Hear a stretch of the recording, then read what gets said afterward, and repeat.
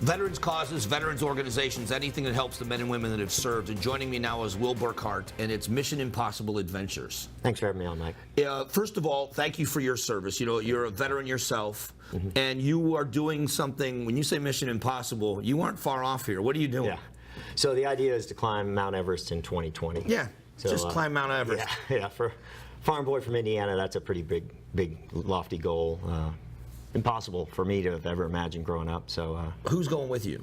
Right now we've got about 7 guys and gals, 5 of whom I've climbed with before. We just summited Mount Aconcagua down in Argentina, and one of our crew that's going is a vet, and the other folks are just some strong climbers. And what is the goal for the veterans? What's the goal for you, for yourself, and for the other veterans that do these things with you?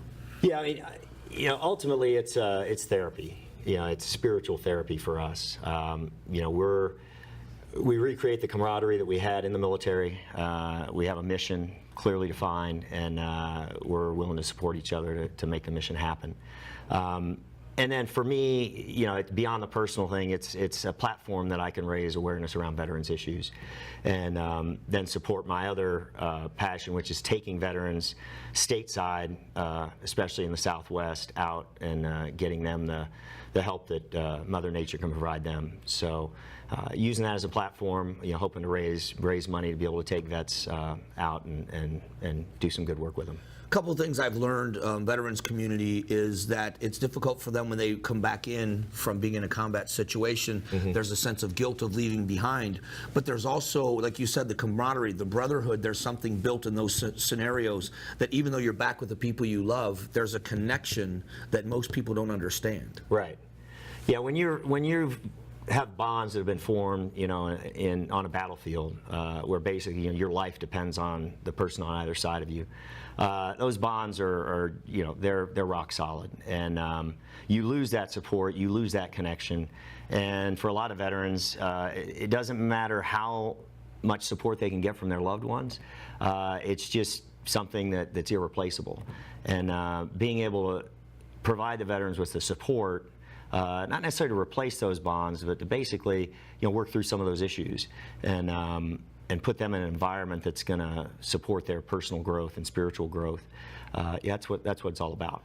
Is there an element of it as well as something as big as Everest of when you're in a situation, in a combat situation, every day is an insurmountable task. You're facing something every day. One misstep could lead to disaster. Right. But at the same time, if you work together, you can accomplish anything. Is there a little bit of that in this? Yeah, there's total crossover. Precision and being prepared is key. And then also, you got to have the focus. You got to watch each other's backs. Because the mountain, I always tell people, Mother Nature punishes the unprepared, and you start to get into mountains as high as Everest, where your lack of oxygen has your thinking skills and your reasoning skills a little bit hindered. You really have to be focused, and it's the same kind of focus that you have in a combat situation. And a lot of it's the unknown. The mountain's not going to give you anything. There's unforeseen forces that you've got no control over. So it's being in that situation, that stress, being able to manage it, being able to support each other, and yet get the mission accomplished. So a lot of carryover, Mike. How'd you come up with the idea? How did this become? How was it climb a mountain, but also not just for your own enjoyment, but the therapeutic part of helping others? So, for me personally, when I got out of the Marine Corps, went into the business world, but I also got involved with a sport called adventure racing. So it's co-ed teams of 4 athletes, and we're mountain biking, hiking, whitewater rafting, canoeing, rappelling. You got to land navigate for 200-300 miles over courses. So I got a lot of therapy out of that, and that really put me in that kind of a setting. So the idea is to be able to take that and parlay it for the vets.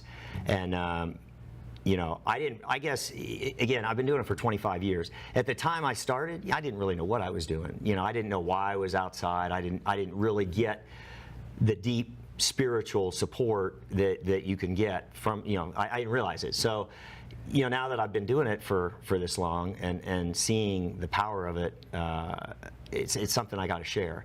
So back about 3 years ago, I climbed with a group of veterans up Kilimanjaro. We summited Kilimanjaro, which is the roof of Africa, on Veterans Day, to raise awareness around veterans issues. And that was the catalyst for me, at least. Okay, now we got to, how can we build on this?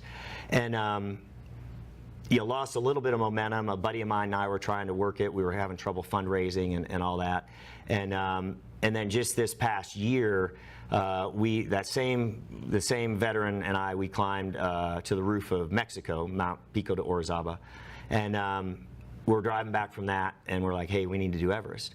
He's on Everest now. I was supposed to be with him, but things didn't work out. So he's on Everest now, and I'm just racking my brain trying to figure out, hey, what can we do to tie these in, use Everest as a platform, but also, bring these vets out and get vets on Everest with us. So. Well, the website is out there now here for people to see if they want to jump on board, support some way, and maybe follow what you're doing on the journey. Just want to say, first of all, thank you for your service. You may hear it often, but never often enough. And thank you for what you're doing and your continued support for the veteran community. It means a lot. So thanks for coming on. Thanks, Mike. Appreciate it. Appreciate it. Yeah. I'll be back.